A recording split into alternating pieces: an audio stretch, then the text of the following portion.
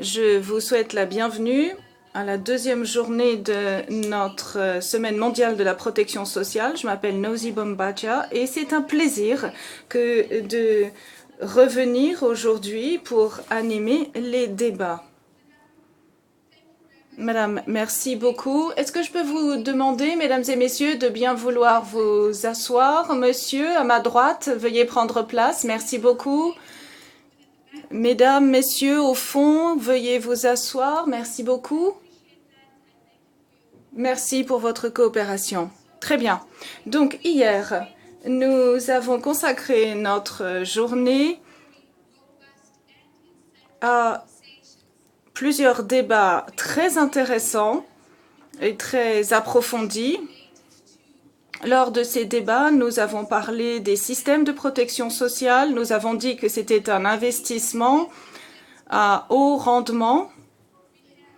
Nous avons également débattu de la façon dont on pourrait mieux coopérer, mieux conjuguer nos efforts pour atteindre notre objectif qui est la protection sociale universelle d'ici à 2030. Ce matin, nous allons commencer la journée sur le thème suivant. Nous allons dire que si nous voulons réaliser l'ODD 1.3, il va falloir proposer des investissements accrus, publics et privés. Mesdames et messieurs, aujourd'hui, nous allons également nous interroger sur la façon de créer un espace fiscal au niveau national afin de fournir un soutien au niveau international. Mais avant de commencer notre discussion, j'aimerais vous proposer quelques rappels. Tout d'abord, n'oubliez pas que nous avons un service d'interprétation. Vous pouvez suivre en français, canal 2, anglais, canal 1, espagnol, canal 3, russe, canal 4 et le chinois, canal 7. Donc je répète, anglais, canal 1, français, canal 2, espagnol, canal 3, russe, canal 4 et chinois, canal 7. J'aimerais également vous rappeler le hashtag que nous utilisons aujourd'hui pour relayer notre discussion sur les réseaux sociaux. Nous allons utiliser le même hashtag qu'hier, hashtag SDG1.3, hashtag USP 2030 et hashtag ILO 100. Encore une fois, mesdames et messieurs, nous avons des cartes numériques qui sont affichées. Nous avons utilisé ces outils. N'oubliez pas, pendant la pause café, d'explorer tous ces outils, les études de cas qui sont présentées par ces cartes numériques qui ont été disposées pour que vous en preniez connaissance. Et puis, enfin, n'oubliez pas que la pause déjeuner est conçu de telle sorte que vous disposerez de 2 heures. Vous aurez donc le temps de vous connecter aux réseaux sociaux et vous pourrez également avoir des discussions avec les autres participants. Alors, vous pouvez le faire pendant la pause déjeuner. Mesdames et messieurs, nous allons maintenant passer à notre première réunion débat de ce matin, qui est intitulé « La réalisation des ODD nécessite des investissements accrus ». C'est le sujet, c'est le thème. Le contexte est important. C'est le suivant. Nous savons que la croissance à elle seule n'est pas suffisante pour engendrer la prospérité. Et la part des recettes entre 1980 et 2016 a augmenté, mais les revenus mondiaux n'ont augmenté que de 10%. Et si l'on prend la richesse publique et privée, eh bien nous voyons que les pays deviennent plus riches, mais que les gouvernements, eux, s'appauvrissent. Et ça, c'est une indication intéressante. Nous savons également que si l'on s'intéresse à la feuille de route du secrétaire général pour le financement du programme à l'horizon 2030, on voit que cette feuille de route demande des actions beaucoup plus audacieuses, notamment pour ce qui est des investissements publics et privés. Et ce qui est très important pour notre débat, c'est de rappeler qu'il y a un certain nombre de chiffres, de statistiques qui ont été diffusés et qui indiquent qu'il y a un déficit à financer. Et au cours de notre discussion, nous allons parler de l'étude dont le directeur général a parlé hier, un rapport phare de l'OIT et qui va nous indiquer quels sont les chiffres réels des investissements à réalisé. Donc, la discussion sera un petit peu différente aujourd'hui. Le président de la discussion va présenter l'étude et va parler des déficits de financement. Il y aura ensuite une intervention sur le financement de la protection sociale. Et enfin, nous allons ensuite avoir une réunion débat où nous ferons entendre les voix des gouvernements, de la société civile, de l'université, pour avoir différents points de vue. J'aimerais pour l'instant inviter M. Moussa Amarou, qui est le directeur général adjoint de l'OIT, responsable des opérations sur le terrain et des partenariats, qui va nous présenter l'étude. Nous l'applaudissons.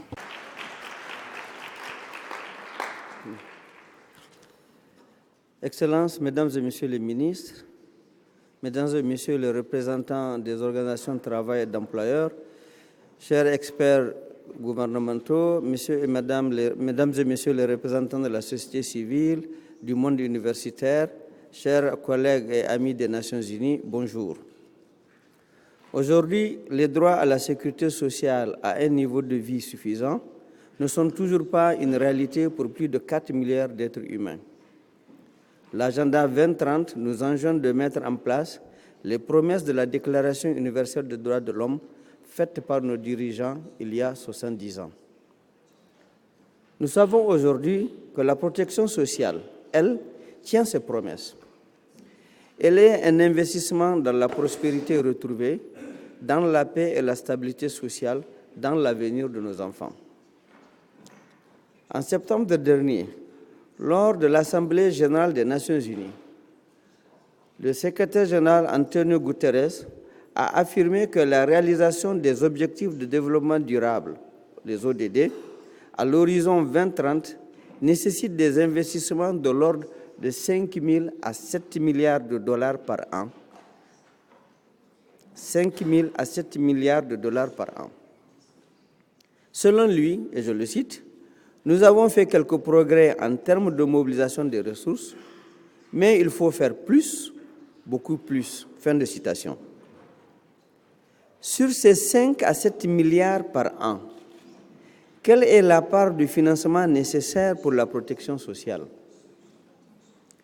Nous ne le savions pas jusqu'à aujourd'hui, mais la nouvelle étude de l'OIT sur les besoins en financement pour atteindre les objectifs de développement durable, de l'objectif de développement durable 1.3 sur la protection sociale, que j'ai l'honneur de lancer aujourd'hui, nous permet de répondre à cette question. La cible 1.3 des ODD peut être atteinte en établissant dans les pays ce que les Nations unies appellent les socles de protection sociale. Ils offrent, ces socles, une sécurité de revenus au cours de la vie, de la naissance à la mort. Il s'agit des allocations familiales, des congés de maternité, des pensions pour handicap et de vieillesse. Nous savons aujourd'hui, grâce à ce rapport historique, quels sont les coûts du socle de protection sociale et quels sont les besoins de financement additionnels. Alors, que nous dit l'étude?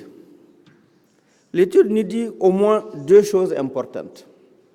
Premièrement, le coût du socle de protection sociale dans les pays en développement est de 2,4% de leur PIB par an. Ceci, bien entendu, est une moyenne. Deuxièmement, pour financer le socle de protection sociale, les pays devraient accroître leurs dépenses de protection sociale à un niveau de 1,6% de leur PIB par an. 1,6% du PIB représente plus de 500 milliards par an, ou plus précisément, c'est même 527 milliards pour être exact. Maintenant, analysons ces chiffres de près. Dans les 28 pays à faible revenu de l'étude, le besoin de financement est seulement de 27 milliards par an, soit un peu moins de 1 milliard par pays. Il s'agit de pays comme le Burkina Faso, la République démocratique du Congo, la Gambie, Madagascar, le Népal, la Somalie, l'Éthiopie, le Tchad, Haïti, le Niger, le Sénégal, le Rwanda, le Sierra Leone, le Soudan du Sud, le Zimbabwe, etc. Dans les pays à revenus intermédiaires, il est de 500 milliards par an. L'étude nous montre ainsi que toutes les régions et tous les pays en développement doivent investir plus dans la protection sociale, y compris dans les pays à revenus intermédiaires élevés. Bien entendu, de ce que je viens de dire, je vois venir la question qui est celle-là: est-ce que les pays peuvent couvrir ces besoins de financement? Est-ce que j'ai annoncé de gros chiffres? La réponse varie d'un pays à l'autre. En moyenne, d'après les résultats de l'étude, le besoin de financement représente 13,5% de la charge fiscale. Par conséquent, nous répondons que beaucoup de pays en développement ont la capacité de couvrir leurs besoins de financement au travers des sources de financement nationales comme les impôts, les taxes et les cotisations sociales. Par contre, si on considère les pays à faible revenu, la situation est tout autre. Le besoin de financement dans ces 28 pays représenterait l'équivalent de 45% de leur charge fiscale actuelle. Donc, couvrir ce besoin de financement constitue pour ces pays un défi de taille. Pour ces pays, il faudra mettre en place une assistance financière massive leur permettant, entre autres, premièrement, développer les socles. Je parle là des investissements de départ qui vont de l'élaboration des politiques, de l'adoption des lois, de la formation des personnels, de l'ouverture du bureau et du développement du système informatique. Deuxièmement, cette assistance financière permettrait de couvrir une partie des besoins de financement récurrents, c'est-à-dire le coût des prestations et les frais administratifs des régimes. Or, le niveau de l'aide au développement en matière de protection sociale est aujourd'hui modeste, pour ne pas dire ridicule. Il correspond en effet à 0,0037% du produit national brut des pays donateurs. Ceci est peut-être une bonne nouvelle, car cela signifie que la marge de progression est immense. Une autre leçon intéressante du rapport est qu'aujourd'hui, les systèmes d'assurance sociale dans les pays en développement ont des marges de progression formidables. Ils pourraient accroître la couverture à des groupes importants de la population dans l'économie informelle et générer 1,2% de PIB supplémentaire pour le financement de la protection sociale. Alors, quelles sont les recommandations? Nous avons 3 recommandations principales. Premièrement, il est primordial d'accroître l'espace fiscal pour la protection sociale, c'est-à-dire la capacité de chaque pays à financer l'extension de la protection sociale. Ceci peut être accompli au travers des réformes fiscales dans le pays. La communauté internationale devrait également prendre des mesures efficaces pour lutter contre les flux illégaux de capitaux, le blanchiment d'argent sale et la fraude fiscale.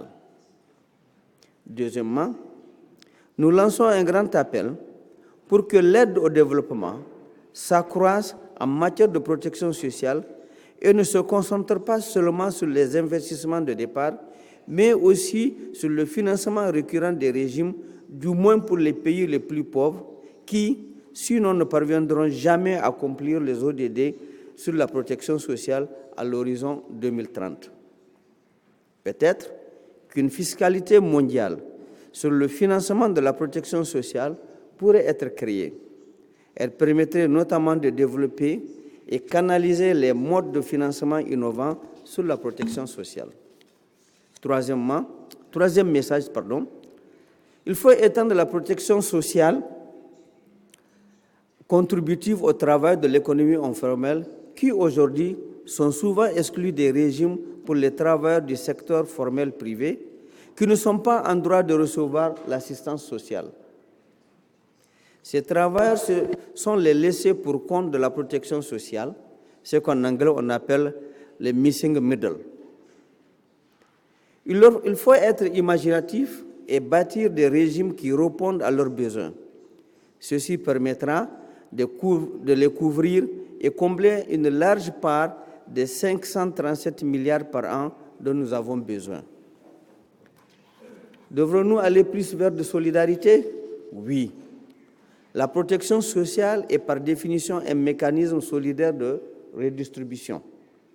Nous n'avons pas les mêmes chances dans la vie et la protection sociale a été créée pour systématiser et renforcer un principe d'entraide qui existe dans presque toutes les familles et dans toutes les sociétés traditionnelles. Aujourd'hui, les 10% les plus riches gagnent 90 fois ce que gagnent les 10 personnes les plus pauvres.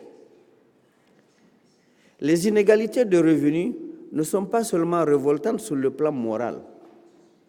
Nous savons aujourd'hui que les fortes inégalités ralentissent la croissance économique et la rendent moins robuste. Nous savons aussi, et il suffit de regarder aujourd'hui les actualités de ce qui se passe dans toutes les régions du monde, nous savons donc, je dis, que face aux inégalités sociales, le mécontentement gronde et cela peut déstabiliser des économies entières. Il est donc grand temps de remplir les engagements qui ont été pris dans le cadre du programme d'action d'Addis Abeba. Il est grand temps d'être solidaire.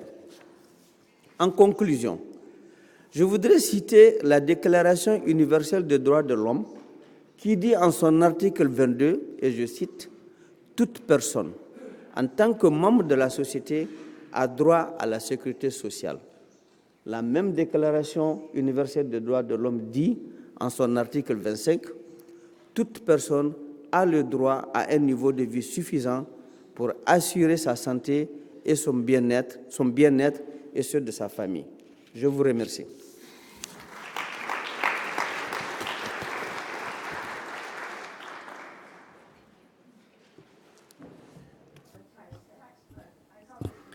Monsieur Amourou, merci beaucoup. Merci de nous avoir présenté les principales conclusions de l'étude et pour avoir présenté la taille réelle du déficit de financement. Vous avez également dit qu'il y avait beaucoup de possibilités d'agir, qu'on pouvait passer de 0,0007 à autre chose qui pourrait faire la différence. Vous avez également formulé des recommandations essentielles. Nous devons mener des réformes budgétaires si nous voulons dégager l'espace nécessaire. Et plus tard, lors du débat de cet après-midi, c'est précisément cette idée que nous allons creuser.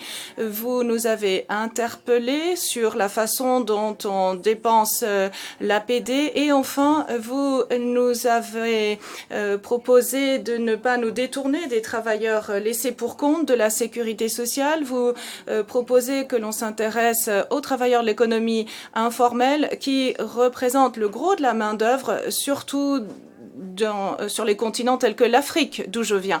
Merci d'avoir rappelé la nécessité de la solidarité et de la redistribution.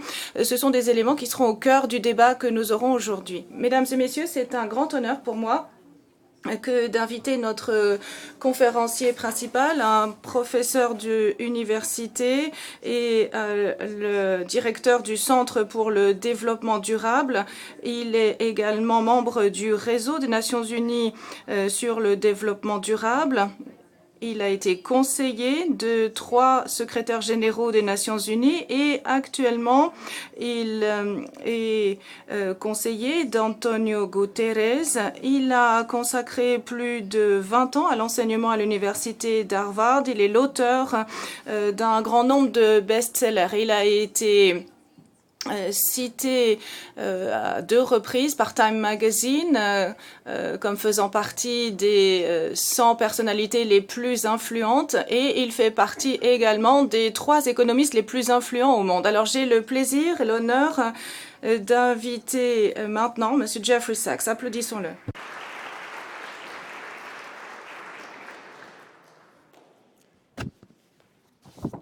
Thank you very Je vous remercie beaucoup, Nosy, pour ces paroles très aimables et bravo au directeur général adjoint pour les remarques très intéressantes. Je félicite Valérie Schmidt, toute son équipe au BIT. Je félicite également l'OIT pour le rôle qu'il joue dans le domaine de la protection sociale et de la justice sociale. Notre monde est vraiment injuste. Il l'est de plus en plus d'ailleurs.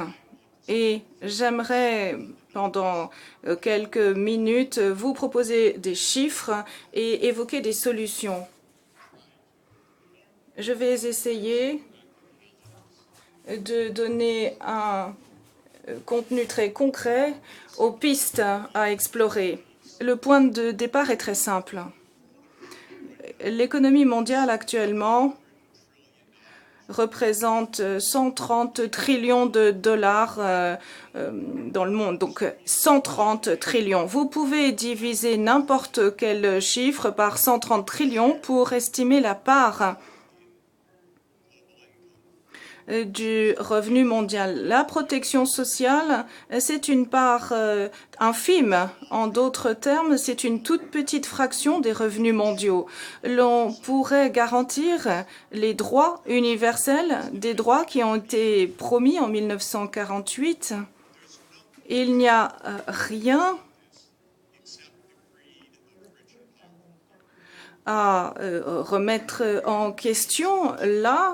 En fait, ce qui est évident, c'est que toutes les difficultés que nous avons quand des personnes ont du mal à survivre, lorsque des enfants sont mal nourris, lorsque des millions de d'enfants, ne vont pas à l'école. Pour l'économie mondiale vaut 130 trillions, 7,7 milliards de personnes, ça représente 12 000 par personne. Chaque enfant, tous les enfants pourraient être scolarisés, tout le monde pourrait être soigné, avoir la protection sociale, mais le monde n'est pas comme cela.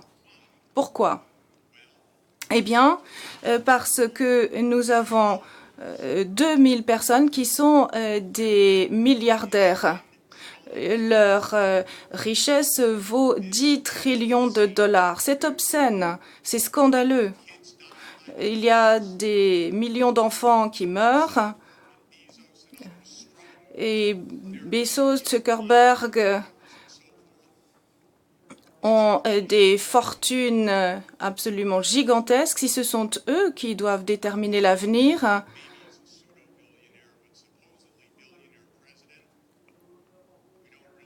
si les présidents sont des milliardaires, est-ce qu'ils vont agir dans l'intérêt? Ce sont parfois des escrocs. Oui, effectivement, c'est bien ce que j'ai dit. Ce sont des escrocs.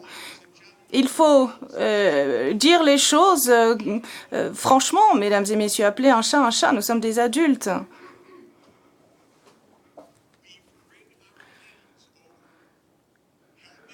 Nous ne voulons pas payer quelques centimes pour qu'un enfant soit guéri du paludisme, alors que l'on laisse des milliardaires s'enrichir tous les jours. Et on dit qu'on n'a pas suffisamment d'argent pour agir. Et M. Bezos parcourt le monde entier en pratiquant l'évasion fiscale. Et nous avons de nombreux pays, comme la Suisse par exemple, qui est la capitale de l'évasion fiscale. Les gens viennent ici pour rendre visite à leur fortune. Alors voilà, il faut quand même faire un constat aujourd'hui. Et pour rappeler le contexte, nous sommes sur le point d'avoir un réchauffement de 3,9 degrés d'ici à la fin du siècle. Vous voulez voir les gens descendre dans la rue? Vous voulez voir des gens mourir de faim? Eh bien, continuons comme ça. L'avarice et l'envie de s'enrichir est incroyable. Passons au visuel suivant. Vous ne pouvez pas vraiment lire les chiffres, mais je vous laisserai ces visuels si cela vous intéresse et l'OIT pourra les distribuer. Alors, le FMI a fait un très bon travail au cours des dernières années. Nous avons examiner les 59 pays que l'on appelle les pays en développement à revenus faibles. C'est la classification du FMI. Il y a 59 pays qui sont dans cette catégorie et qui ont 1,5 milliard de personnes. Tout le reste les autres pays peuvent financer leur développement. Et ces pays-là ne le peuvent pas, à moins que l'on impose Bezos, à moins que mon pays, les États-Unis, se comporte de façon décente, qui dépense 10 fois plus pour faire la guerre que pour l'aide publique au développement. Donc, voilà à quoi on doit s'intéresser. Visuel suivant. Voilà l'essentiel. Et j'invite l'OIT à ne pas pencher vers l'illusion d'optique. La protection sociale, la scolarisation, les soins de santé, ce sont des domaines essentiels. L'accès à l'eau potable, à l'assainissement, l'accès aux services d'électricité de base, ça, ce sont des domaines essentiels. La façon de comprendre toutes ces questions doit passer par l'analyse des besoins budgétaires. Parce que si on se concentre sur la protection sociale, bon, on va trouver un chiffre modeste, on se dira c'est facile, mais les gouvernements doivent proposer des écoles, des hôpitaux, de l'eau potable, l'assainissement et la protection sociale. Donc nous devons comprendre que l'enveloppe budgétaire des pays pauvres et des pays à revenus intermédiaires. Est-ce que ça va changer l'inclusion de base? Est-ce qu'on peut se permettre tout cela? Mais les pays à eux seuls n'y arriveront pas. Il faut pour cela la solidarité mondiale. Les pays riches devraient faire quelque chose. Franchement, honnêtement. People don't know. Les gens ne savent pas comment beaucoup de pays riches font, parce que les pays riches écrivent eux-mêmes l'histoire. On ne sait pas que les États-Unis donc consomment donc 1/5 du PIB et dépensent ceci en termes militaires. Donc je vous dis, les gens ne le savent pas. Parce que vous devez comprendre comment, vous devez comprendre pourquoi nous avons de la pauvreté dans le monde riche. La réponse, c'est l'injustice, pas la nécessité. L'injustice. Et nous avons les votes, et c'est une élite qui bloque les choses, mais ils ont les médias, ils ont la politique, ils détiennent la politique. Comment ce Trump est devenu président? Posez-vous la question. C'est anormal.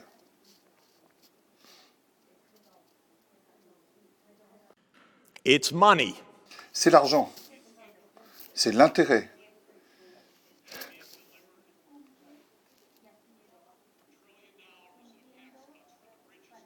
Il a offert, il a donné plus de 1 000 milliards de dollars de réduction fiscale, en lieu et place de la protection sociale, de l'aide au développement. Il a réduit l'aide au développement. Donc si vous examinez le budget dans son ensemble, voilà ce que je veux que vous compreniez. Les pays pauvres n'ont pas les moyens de répondre aux besoins, à leurs besoins fondamentaux à partir de leurs propres recettes. il y a un véritable fossé inhérent au fait que quand vous dites, eh bien, qu'est-ce qui se passe? Eh bien, quel est le problème? Eh bien, nous ne stigmatisons pas les riches qui peuvent faire quelque chose, nous stigmatisons les victimes. Nous ne racontons pas la vraie histoire. Parlons de Zuckerberg, de Trump, de Bezos, de Gates et autres. C'est eux qu'il faut stigmatiser, c'est à eux qu'il faut poser la question. Où sont-ils?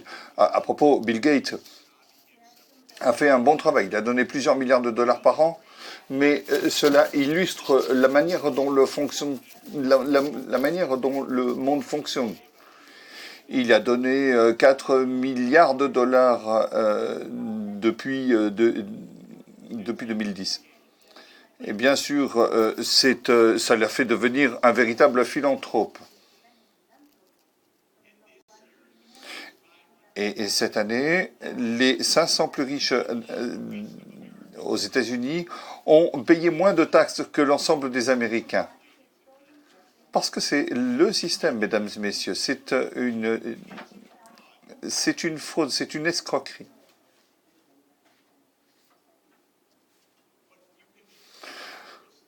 Ce que vous pouvez montrer de manière très rigoureuse, c'est que la santé, l'éducation, les besoins en matière d'infrastructure, la conservation de la biodiversité, l'agriculture, la protection sociale, la justice,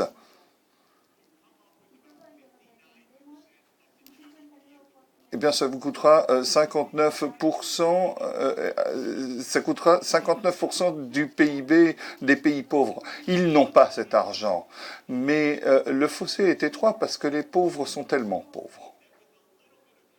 Donc, avec un tout petit peu d'aide des pays riches, eh bien, vous comblez le fossé financier. C'est ce que nous devons comprendre. Je ne veux pas absoudre les pays pauvres de leur responsabilité. Ils doivent être honnêtes, ils doivent avoir des processus transparents, mais arrêtons de stigmatiser les pays pauvres et de les accuser en leur disant « nous ne savons pas quoi faire, c'est trop compliqué ». Les riches savent très très bien ce dont ils ont besoin. Ils ont besoin de davantage d'argent.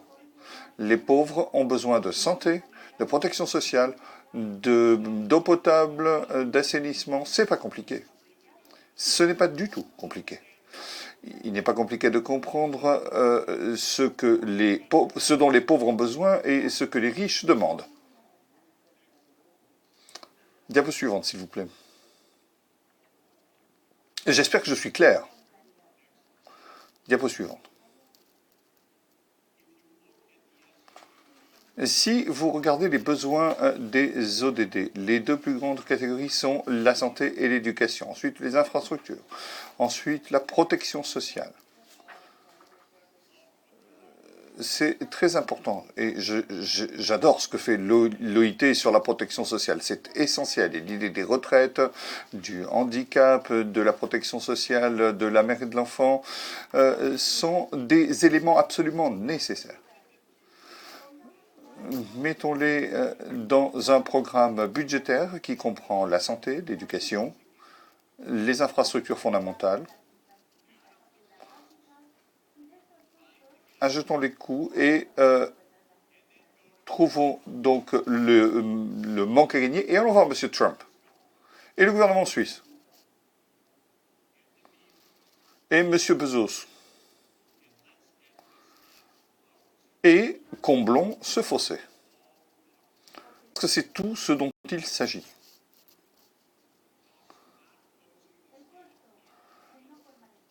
Le fait de ne pas combler ce manque est choquant. C'est notre responsabilité parce que nous sommes des décideurs ici. 5 millions d'enfants vont mourir cette année avant l'âge de 5 ans. Ils vont mourir. Et l'OMS, c'est juste très proche d'ici, nous dit que tout ça aurait pu être empêché.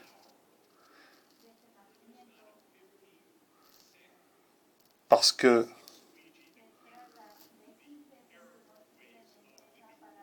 Parce que, par exemple, il n'y a pas, quand un enfant naît, il n'y a pas les éléments en plastique pour assainir, pour lui permettre de respirer. Donc ça, ce sont les plus grandes urgences de la planète. Pourquoi? Très franchement, c'est un mystère. Parce que probablement que nous ne parlons pas assez fort.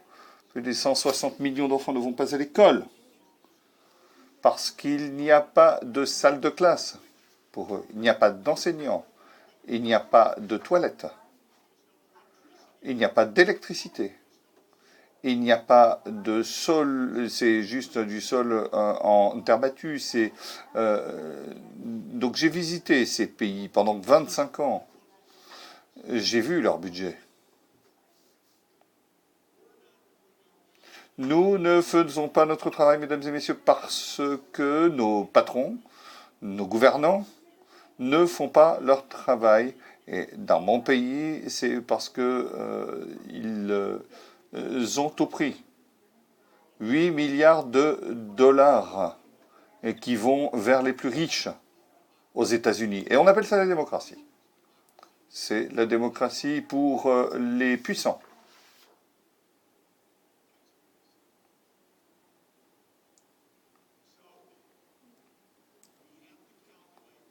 Nous devons calculer combien de combien nous avons besoin, qu'est-ce que les pays peuvent mobiliser, parce qu'ils peuvent mobiliser davantage de moyens au niveau interne, peut-être 5% de leur PIB, peut-être dans certains cas, peut-être jusqu'à de 8 à 10% du PIB pour la décennie à venir. Mais bien sûr, les pays doivent d'abord dépenser correctement leur argent. Ils doivent recueillir leur argent, mais il y aura toujours un fossé. Et alors, à ce moment-là, tournons-nous vers les riches et disons à Trump, non, vous n'aurez pas un chèque en blanc. Les États-Unis n'auront pas un chèque en blanc dans ce monde. Non, il n'y a pas l'Amérique d'abord. C'est un problème mondial. Ce n'est pas un pays qui aurait des prérogatives alors qu'il y en a 193 dans le monde. Et les États-Unis, c'est 4,4% de la population mondiale. C'est pas 95% de la population mondiale, c'est juste 4%. Qui possède 6000 têtes nucléaires. Alors, cela ne veut pas dire qu'il doit décider de ce qui doit se passer dans le monde ou s'abstenir tout simplement ou ignorer ce qui se passe. Non, il n'y a pas de droit à cela. Diapo suivante, s'il vous plaît. Visuel suivant, s'il vous plaît. Okay. There is a gap. Il y a un fossé calculé par le FMI de façon très professionnelle, beaucoup plus professionnelle que moi je pourrais le faire, croyez-moi. C'est le même fossé que mon équipe a calculé. De 300 à 500 milliards de dollars pour les pays à bas revenus aujourd'hui. 300 à 500 milliards de dollars annuels pour les 59 pays à bas revenus. Alors, c'est ma question en tant que professeur. C'est 500 milliards. Est-ce que c'est un chiffre important? Maintenant que vous avez entendu une bonne conférence, et vous allez pouvoir répondre non, Monsieur Sachs, maintenant que vous avez entendu la leçon. Non, parce que ce qui manque, c'est 100 000 milliards.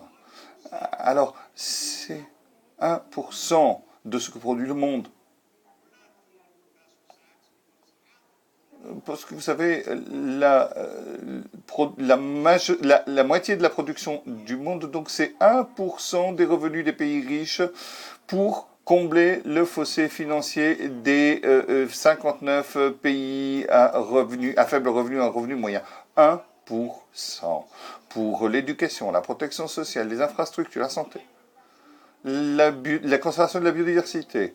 Donc, ne vous laissez pas tromper par les chiffres. Je vous donne une leçon macroéconomique. Les macroéconomistes ne font qu'une seule division. Souvenez-vous, 100 000 milliards.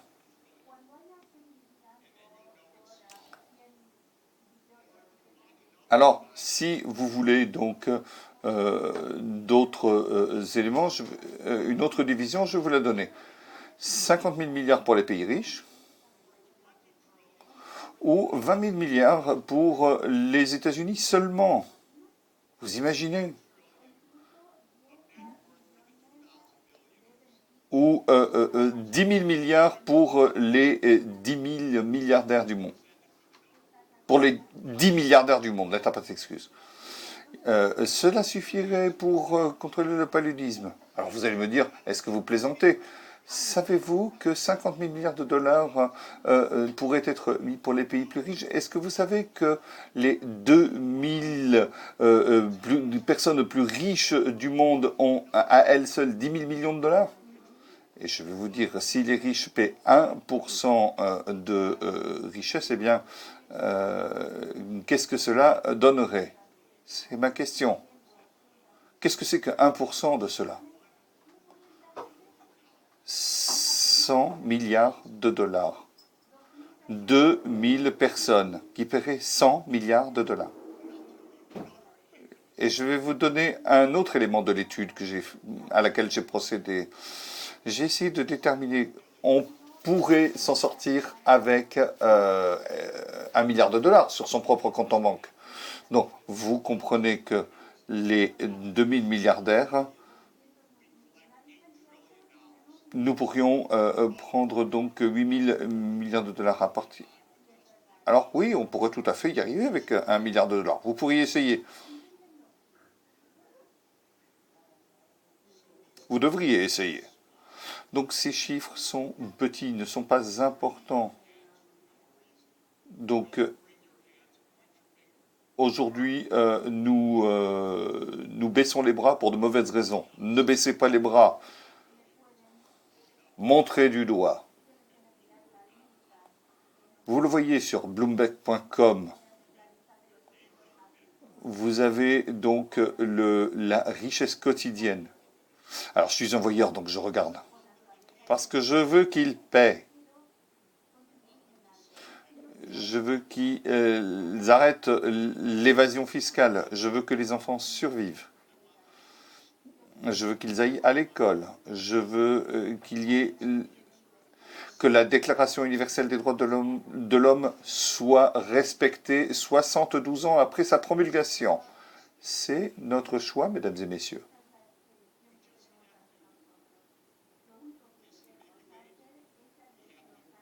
Il ne faut pas être ambigu, il faut regarder les choses en face, il faut expliquer où se trouve l'argent et pourquoi cela serait si facile en réalité. Diapo suivante, s'il vous plaît. En 1971, les pays riches avaient promis 0,7% de leur revenu national pour l'aide officielle au développement, l'aide publique au développement. Où en sommes-nous aujourd'hui?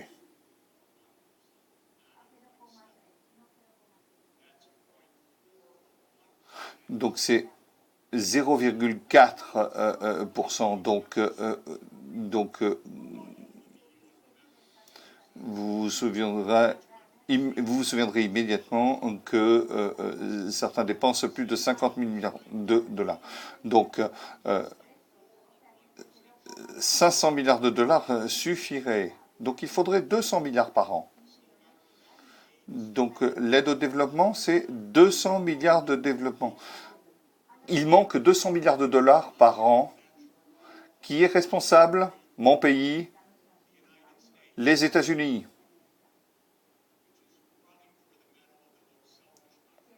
Et qui est en compétition pour la médaille du pays le plus égoïste du monde, parce que notre aide au développement est aujourd'hui à 1/6 du PIB. Nous sommes à 1,5% plus bas que nous devrions être. Alors, qu'est-ce que ça représente? Question à 100 francs. Donc, nous avons une économie de 20 000 milliards. Donc, s'il manque 1%, il manque 100 millions de dollars. Où vont-ils, ces 100 millions de dollars? Eh bien, ça va dans la poche de Trump. Et ça va donc dans nos 700 militaires, 700 bases militaires du monde. Et pendant ce temps, les enfants meurent. Suivant, s'il vous plaît. Ces calculs sont présentés avec le manque à gagner financier.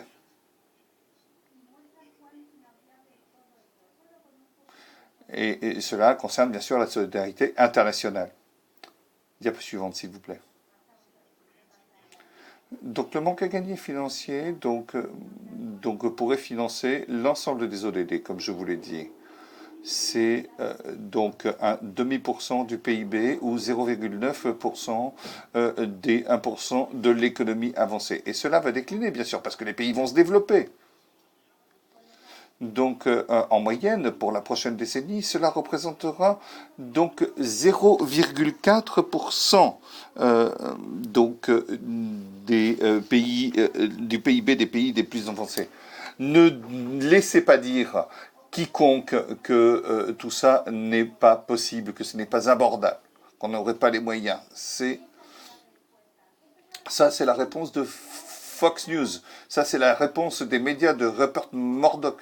Ça, c'est la réponse de Donald Trump. C'est pas la réalité. La réalité est que nous pouvons résoudre le problème aujourd'hui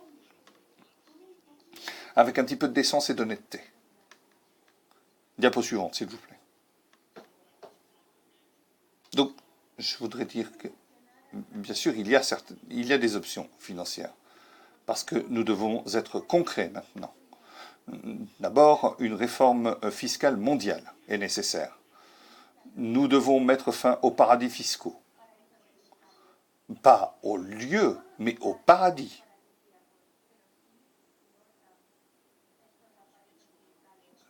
La Suisse, le Luxembourg, Londres, les États-Unis, les Caraïbes. Voilà, ça, ce sont des paradis fiscaux. Ce sont des endroits où l'on cache l'argent, où on dissimule les revenus des entreprises. Donc, on fait on fait du transfert de facturation. L'OCDE en parle depuis 10 ans, mais rien ne se passe. Parce que les décideurs sont les riches et les puissants. On estime qu'une réforme fiscale d'au moins 50 milliards de dollars pourrait être consacrée aux pays à bas revenus. Bien sûr, ce sont des centaines de millions qui seront collectés donc, pour les pays en revenus. Ensuite, nous devons taxer les riches, taxer les milliardaires. Le réseau, mais cela doit être fait de manière mondiale, de manière à ce que les milliardaires ne puissent pas résider légalement dans un autre de leurs paradis fiscaux, parce que les pays vendent leur citoyenneté, de manière à ce que les personnes puissent se déclarer résidents ou non résidents. Nous devons augmenter l'aide au développement, l'accroître. Nous devons, lorsque Bill Gates signe, promet qu'il va donner, eh bien qu'il donne. Donc les milliers de milliards de dollars, donc 500 000 milliards de dollars, il les a promis, mais on ne sait pas s'il les donné. On n'a pas les preuves. Donc ces promesses doivent être honorées. Suivant, s'il vous plaît. Suivant. Non. Ça, c'est le précédent. Non, non, non. Dans l'autre sens, dans l'autre sens. Non, non, non. C'est tout ce que j'ai à dire, probablement. Donc, je vais repasser, donc, avant l'examen. Donc, 100 000 milliards de production. 0,7%, donc 350 milliards promis au titre de l'aide au développement, 150 milliards donnés, il manque 200 milliards. 100 milliards donc manque pour les États-Unis qui dépensent donc son argent pour son armée. Plus que 10 pays réunis. Les plus riches, 10 000 milliards de dollars. Ce que je crois, c'est que l'OIT est tout à fait sur la bonne voie. Il fait son travail en soulignant donc les valeurs sociales et les engagements en faveur de la protection sociale. Il a montré qu'il s'agissait de petites sommes et nous cherchons toujours comment trouver cette somme. Merci beaucoup.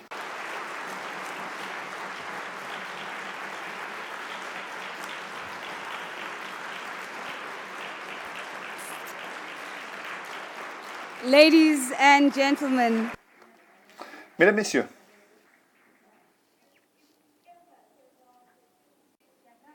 si une présentation était véritablement enracinée dans la sincérité courageuse, franche,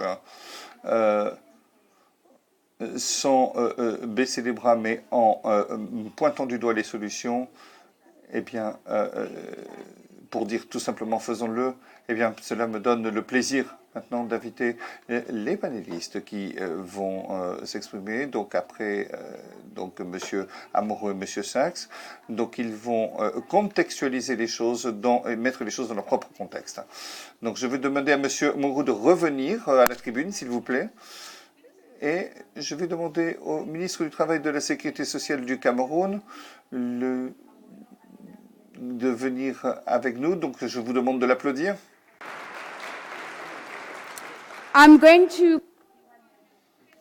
Je vais appeler Madame Jyoti Ghosh, professeure à Jawaharlal University. Donc vous êtes, je vous demande aussi de l'applaudir. Nous avons également le secrétaire général de l'Union nationale des travailleurs et des travailleurs domestiques du Mexique, Madame Marcelina Bautista.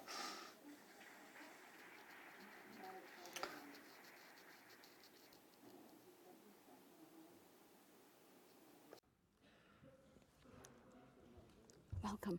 Just go sit over there. Yeah.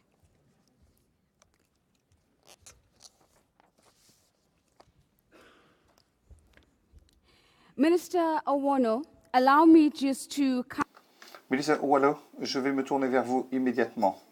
Nous savons que le Cameroun a fait une étude de cas dans le sens où il s'est engagé dans un processus de modernisation et d'étendue de la protection sociale. Il s'agit de souligner donc l'extension de la sécurité sociale aux travailleurs dans l'économie informelle, ainsi que de développer le système de couverture de santé universelle. Deux questions rapidement. Est-ce que vous pouvez nous parler donc du coût par habitant et par an de ces deux systèmes, de ces deux modèles, et nous dire quelle est la stratégie pour financer ces deux modèles?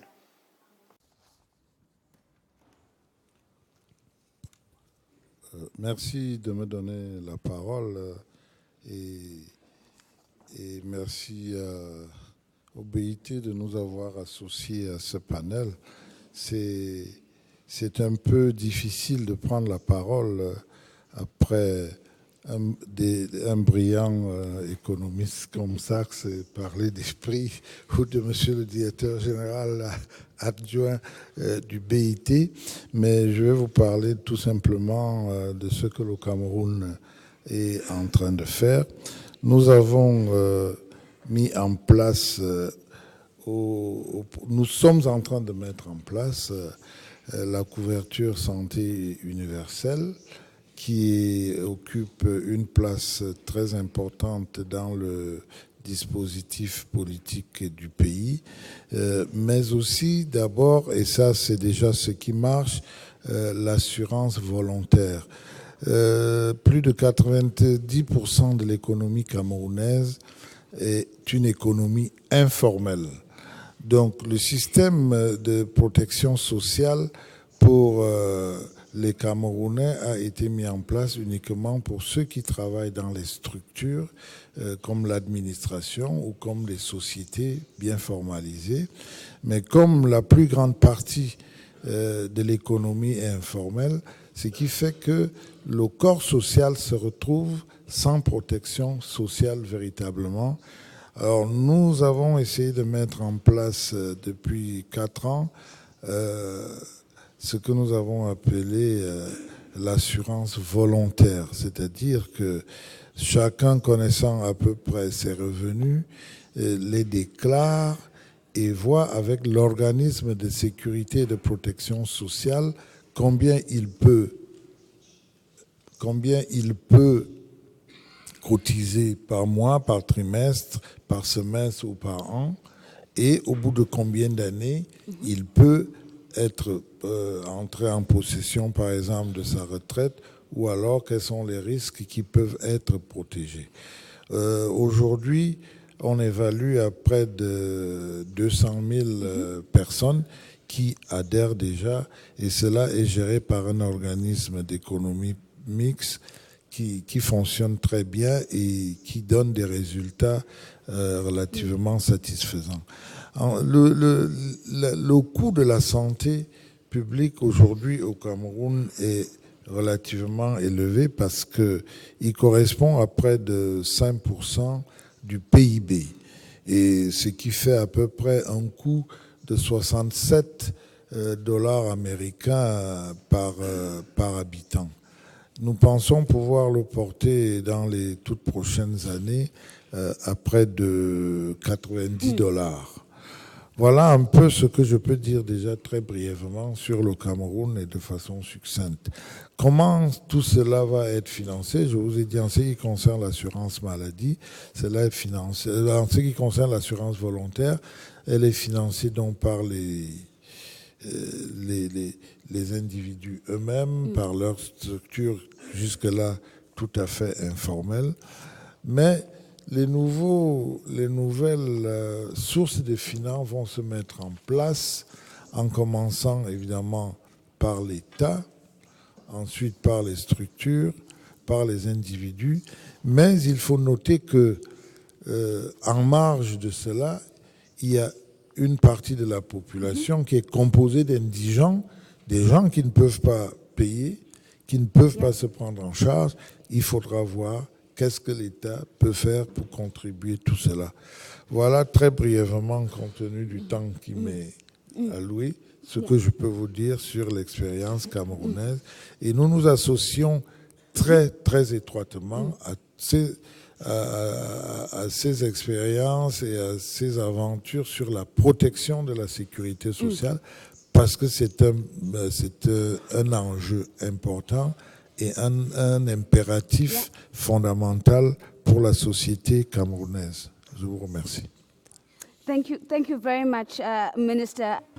Merci beaucoup, Monsieur le Ministre, de nous avoir donné un exemple très concret de ce qui se passe au Cameroun. Et bien sûr, vous avez conclu en disant que la stratégie de financement devait s'adresser aux très pauvres. Je vais m'adresser à Madame Batista. Nous savons que vous êtes militante pour les droits des travailleurs domestiques, et ceci depuis longtemps. Et on commence à voir les fruits de votre travail. Alors la question que je vous adresse est la suivante. Comment est-ce que des investissements accrus dans la protection sociale peuvent accélérer améliorer la situation des travailleurs domestiques de votre point de vue? Eh bien, je crois qu'il est important non seulement d'envisager un investissement pour les travailleurs domestiques, mais d'envisager un investissement à l'intention de tous les travailleurs et de leurs familles. Au Mexique, la protection sociale, nous l'appelons la sécurité sociale, est inscrite dans la Constitution à l'article 1er et à l'article 123, et on la retrouve dans la Déclaration universelle des droits de l'homme ratifiée par le Mexique.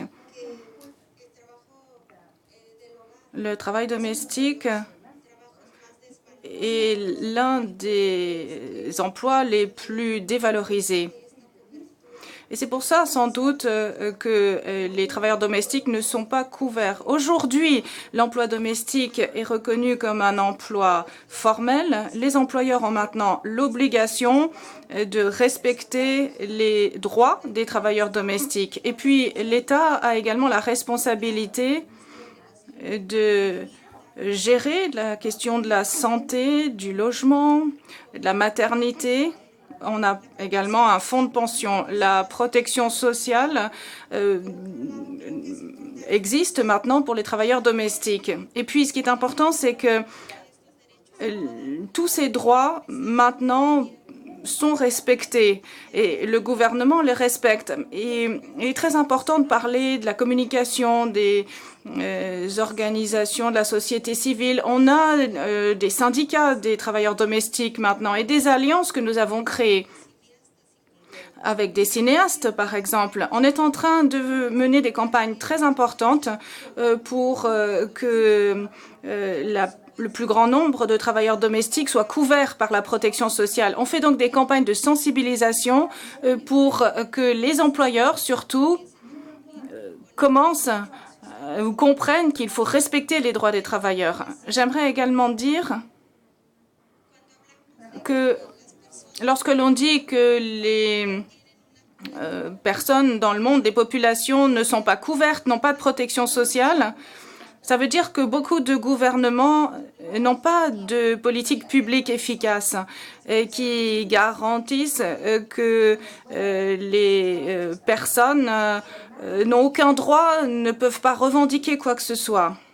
Au Mexique, la couverture sociale s'étend de plus en plus, mais il manque encore beaucoup. Nous avons un plan pilote qui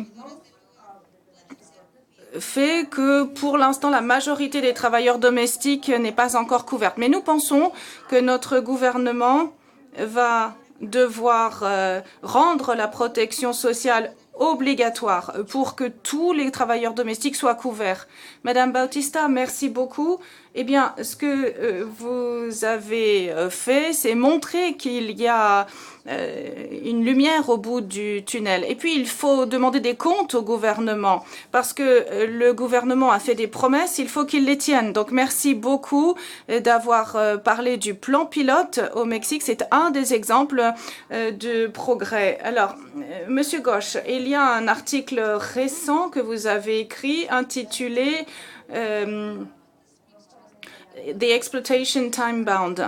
Alors, le professeur Sachs a évoqué un grand nombre d'injustices et il a montré que la disparité des revenus, les disparités se sont accrues et que lorsque l'on pense à l'ODD 10 qui demande aux pays de réduire les inégalités au sein des pays et entre les pays, et au 10.4 qui demande aux pays d'adopter des politiques et notamment des politiques de protection sociale pour aller vers davantage d'égalité, j'ai envie de vous demander comment est-ce que les politiques de protection sociale peuvent contribuer à la réduction des inégalités de revenus. Merci beaucoup. Je tiens à remercier Jeffrey Sachs pour ce qu'il a dit. Et donc, je crois que la réponse à votre question, elle se trouve dans son intervention. On sait tous comment la protection sociale peut contribuer à la réduction des inégalités. Mais je crois que ce qu'il a dit très clairement, c'est qu'on ne peut pas séparer cela des questions budgétaires. On ne peut pas séparer cela de la fiscalité, des politiques mondiales qui permettent à la fois l'évasion fiscale et l'évitement fiscal, et des stratégies budgétaires qui ne permettent pas aux pays riches de tenir leurs promesses en termes d'APD. Et donc, je crois que cette leçon est extrêmement importante. Et dans ce contexte, j'aimerais souligner 2 points qu'il a abordés, mais qu'il faudrait peut-être creuser, puisque il dit la vérité. Eh bien, continuons à dire la vérité. On n'a pas besoin d'être poli. Je crois qu'il est important de rappeler que si vous voulez réaliser les ODD, la stratégie actuelle des Nations Unies n'est pas bonne. Ça ne va pas nous permettre de réaliser les ODD. Non, absolument pas. Pourquoi? Parce que ce n'est pas une stratégie qui peut induire un changement important dans les politiques budgétaires au plan national ou international. Il n'y a pas de coopération fiscale qui permettrait d'éviter les paradis fiscaux ou l'évasion fiscale. Non, on demande... Il faut que les pays imposent correctement les transnationales. Pour l'instant, il y a des astuces qui sont utilisées par les multinationales pour faire de l'évasion fiscale. C'est très facile. Les États-Unis ont des États dans lesquels il y a de l'évasion fiscale. C'est des choses qui seraient faciles à obtenir, la taxation, l'imposition des transnationales, mais on ne le fait pas.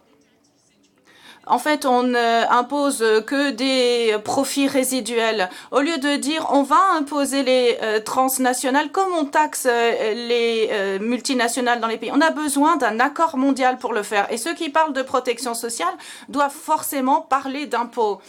Alors, on a parlé des taxes sur la richesse.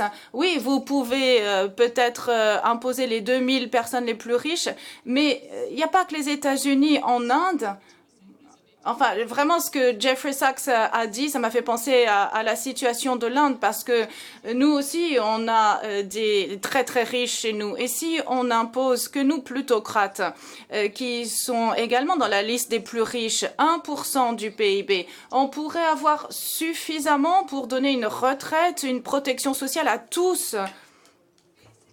On n'aurait pas besoin d'attendre 65 ou 70 ans pour partir à la retraite. Alors, j'aimerais vraiment rappeler ce qu'a dit Jeffrey Sachs.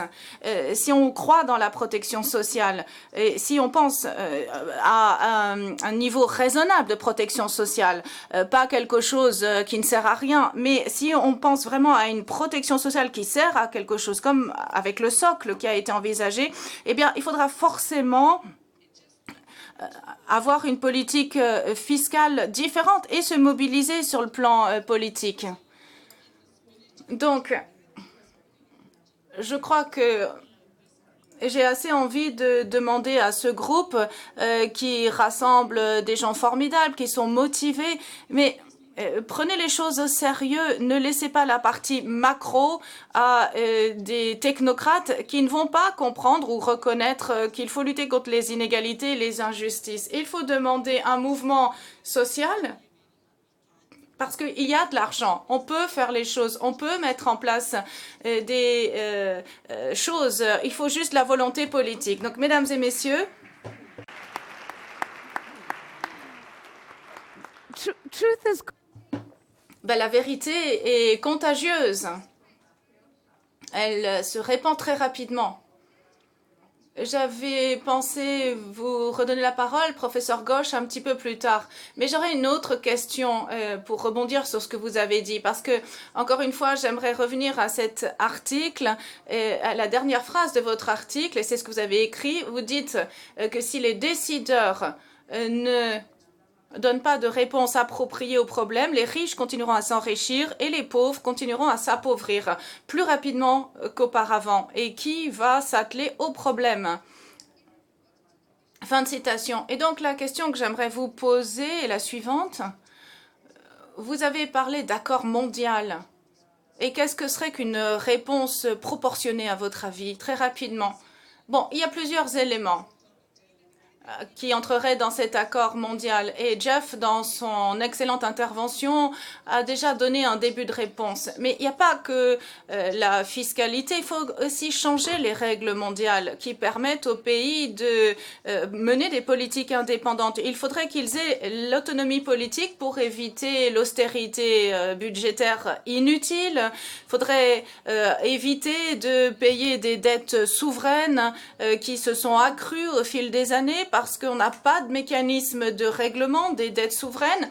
Il faut arrêter d'avoir un système de droit de propriété intellectuelle et de contrôle qui profite essentiellement aux multinationales et qui ne permet pas aux pays en développement de disposer de la technologie dont ils ont besoin pour faire les choses efficacement. Donc il y a toutes sortes de choses qui pourraient entrer dans cet accord mondial. Rien n'est très difficile. Rien. C'est possible. Mais encore une fois, j'aimerais revenir à ce que je disais tout à l'heure. Aujourd'hui, le système des Nations Unies nous dit qu'on peut financer les ODD grâce à des mécanismes de financement innovants, avec des partenariats publics-privés qui permettraient de nouveaux instruments financiers qui atténueraient les risques pour les acteurs privés. Donc, on pourrait avoir des ODD financés par des obligations. C'est ça qu'on nous propose. Bon, excusez-moi d'être très influencé par la vérité qu'on a entendue ce matin, mais c'est du grand n'importe quoi. C'est du grand n'importe quoi. Je crois qu'il faut vraiment arrêter de nous tromper avec tout cela. Oui, il reste juste quelques minutes pour cette réunion débat. Je viens d'avoir le transcript de cette conversation et on a eu effectivement des mots très imagé et je suis très contente qu'on ait été aussi franc dans nos échanges. Alors, quelques minutes et il va falloir conclure. Je vais poser une question à Monsieur Omarou, à Jeffrey Sachs, mais Monsieur le ministre, je reviens vers vous. Si l'on repense à l'échange que l'on vient d'avoir, est-ce que vous pourriez nous dire quels sont les plans du Cameroun pour résoudre le problème du déficit de financement dont vous avez parlé au début de votre intervention? Je peux vous parler de ce qui est envisagé en ce moment. Le problème de financement, c'est un problème très global, mondialement connu. Monsieur Sachs a évoqué certaines solutions, mais il faut vraiment que les riches puissent infléchir leur position qui consiste à s'enrichir toujours plus et toujours plus, sachant bien qu'en s'enrichissant davantage, ils vont appauvrir les plus pauvres. Mais au-delà de ces concepts, le Cameroun est en train déjà de réfléchir sur une législation qui peut permettre de rassembler le maximum d'avantages, donc créer un cadre très attractif au plan financier. Ensuite, il est bon que les accords internationaux au niveau de la protection sociale puissent être très respectés.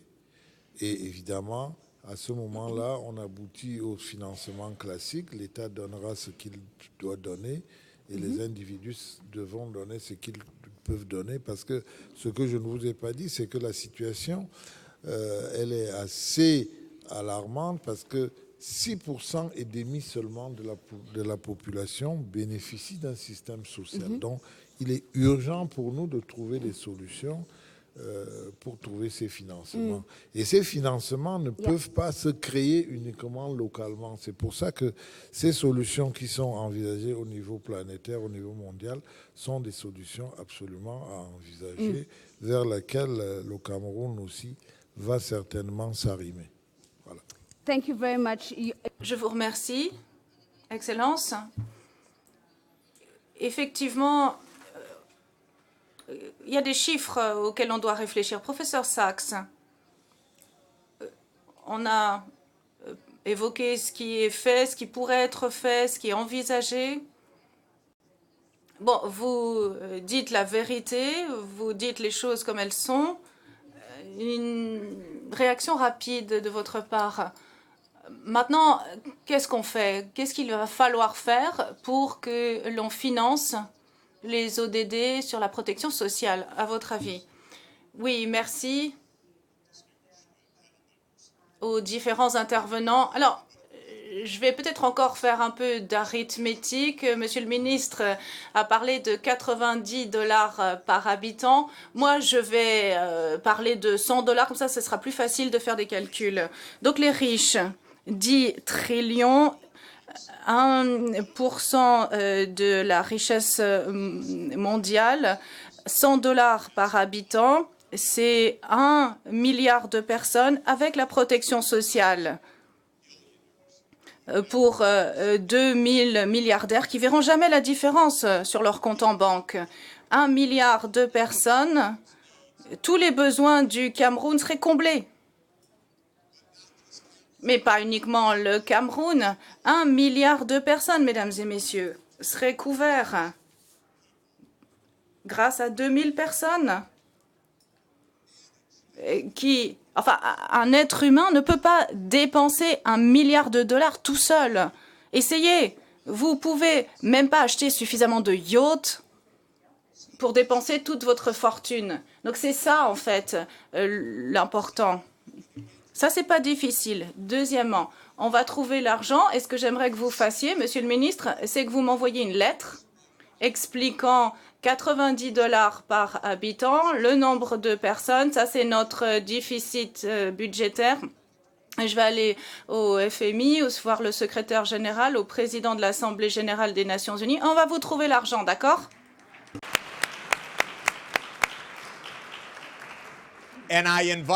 Et j'invite d'autres à envoyer une lettre aussi, parce qu'on va réduire cette fracture. On va continuer l'excellent travail de l'OIT qui a été si important. Et on va parler de la question. Grâce au travail fait par cette organisation, on va financer le déficit.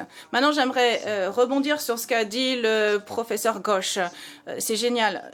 Alors, tout d'abord, au sujet des impôts, de fiscalité, on est en train de tirer vers le bas et vraiment, prenez Trump. C'est vraiment incroyable. Un pays après l'autre. On baisse les impôts des entreprises.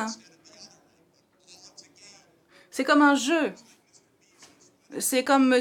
Bezos qui parcourt les États-Unis et qui dit à toutes les villes bon, on ne va pas payer des impôts. Et vous savez ce que les villes ont fait pour l'avoir dans leur ville? Pour avoir le HQ2, ils ont payé ces villes pour avoir Amazon. Donc, c'est quand même incroyable. C'est ça que j'appelle tirer tout le monde vers le bas. Et regardez qui siège au conseil d'administration. Ce sont tous des pays qui tirent tout le monde vers le bas, avec mon pays en tête.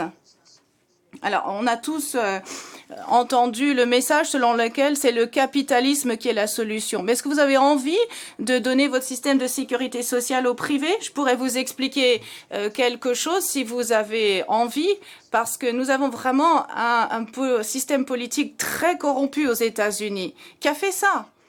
Donc, on paye 2 fois plus par tête d'habitants et on n'arrive même pas à couvrir l'ensemble du pays, qui est pourtant le pays le plus riche du monde, parce qu'on paye 2 fois le montant au privé. C'est pareil. Vous avez envie de donner votre système d'éducation au privé? Enfin, vous plaisantez. Soit les diplomates ne connaissent pas les calculs financiers, où ils sont fascinés par le marché, où il y a quelque chose qui ne fonctionne pas. Mais il faut imposer les entreprises pour avoir de l'argent. Et ensuite, utiliser cet argent pour payer les besoins fondamentaux des populations. C'est ça qu'il faut faire. Dernière chose que j'aimerais dire. Je crois qu'on devrait rapidement avoir une résolution de l'Assemblée générale des Nations unies à ce sujet, pour indiquer clairement que c'est la volonté de la grande majorité des pays de prélever des impôts sur le privé, les plus riches dans le monde, pour financer les ODD. Et je demande au professeur Ghosh de travailler avec moi sur ça, parce que sa voix est puissante, et on ira voir l'Assemblée générale des Nations unies, parce que on n'a pas des gouvernements avec nous, ce qui est une bonne chose, et on plaidera notre cause. Mais il faut que les ministres de la Santé disent oui, c'est comme ça qu'il faut faire. Et si on y arrive, eh bien, on aura le mécanisme du financement de l'OIT pour la sécurité sociale en utilisant ces recettes. Merci, professeur Sachs. Alors, bon, je sais que vous attendez impatiemment la pause café, donc je vais donner la parole à Monsieur Oumarou. Nous avons eu un échange très intéressant. On a parlé de l'étude, des conclusions très rapidement. Si vous pouviez présenter 3 points qui sont essentiels pour la suite, pour atteindre l'ODD 1.3, ce serait quoi ces 3 points? Je dois dire que si on doit aujourd'hui voir comment financer le déficit pour la cible 1.3 de l'ODD relatif à la protection sociale, et c'est ce que nous avons entendu dans cette salle. S'il y a 3 choses à dire, c'est que, 1, il faudra que des pans entiers dans certains pays de l'économie qui n'ont pas de couverture sociale et qui, disons, n'apportent pas leur contribution au financement, que ces pans entiers de l'économie nationale ou des économies nationales puissent être pris en compte dans l'élargissement de l'espace fiscal, mais aussi pour l'élargissement de la protection sociale, et particulièrement en ce qui concerne l'économie informelle.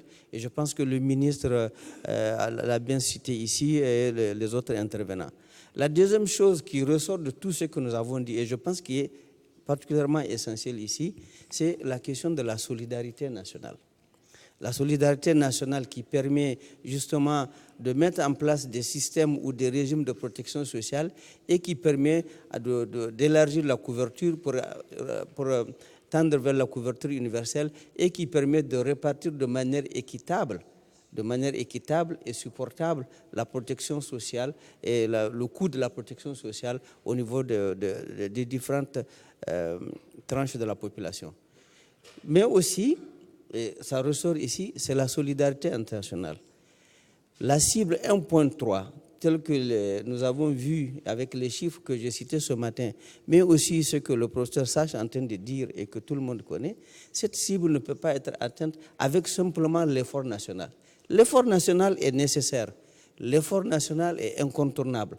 Avoir des politiques, avoir des stratégies nationales, avoir n'est-ce pas, une fiscalité qui peut permettre au niveau national de rechercher la couverture universelle, c'est une chose. Mais ceci ne suffira pas parce que, comme on l'a vu, dans les pays les moins développés ou les pays à revenus intermédiaires inférieurs, il faudra forcément et nécessairement qu'on puisse aider ces pays dans le financement de la protection sociale dans un début tout au plus. Donc, je voudrais dire une chose, voir au niveau national quels sont les secteurs ou les segments de l'économie qui devraient être couverts par la protection sociale, donc qui contribuent à la protection sociale.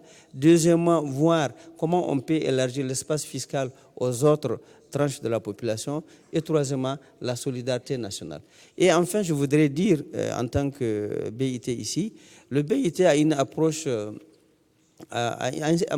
dit, on appelle une approche système, qui n'est pas en faveur d'un type de régime bien particulier, mais qui est plutôt une combinaison des différents régimes pour que l'ensemble des populations puissent bénéficier de la protection sociale et que cette protection sociale et son coût puissent être supportés de manière équitable. Et enfin, je voudrais dire le plus important aujourd'hui, ce n'est plus la sensibilisation à la question de la protection sociale qui se pose. Je pense que ceci est acquis. Mais l'important, c'est au-delà aussi de l'élaboration des politiques et des stratégies, c'est de passer à l'action. Passer à l'action et en étant inventif quelquefois pour trouver comment financer de manière pérenne la protection sociale dans les différents pays. Thank you very much. Merci beaucoup, Monsieur Mourou, pour cette contribution. Alors, j'aimerais qu'on revienne à la question de la solidarité. Alors, je crois qu'il est important de rappeler les thèmes clés. Ce n'est pas difficile, il faut faire les calculs et c'est probablement ce qu'il faut retenir. Il y a simplement un calcul à faire et n'oublions pas que ce qui est important, c'est la solidarité, la redistribution, la solidarité nationale et internationale. Je crois que ce qui ressort de ces échanges, c'est que si on ose être sincère, à ce moment-là, les choses changent complètement et on trouve les solutions. On ne peut pas parler de tout cela sans évoquer la réforme fiscale. Je crois que c'est essentiel. Et bien sûr, finalement, ce sont les choix que l'on fait, ceux qu'on ne fait pas, qui comptent en fin de compte. Voilà, nous en avons terminé cette première réunion de débat. Des applaudissements pour les intervenants. Thank you very much. Merci beaucoup. Eh bien, nous allons maintenant faire une pause et je vous demanderai, s'il vous plaît, de revenir dans cette salle à 10h45. Prenez rapidement votre café. N'oubliez pas toutes les expositions qu'il y a en bas dans le bâtiment et soyez actifs sur les réseaux sociaux à 10h45.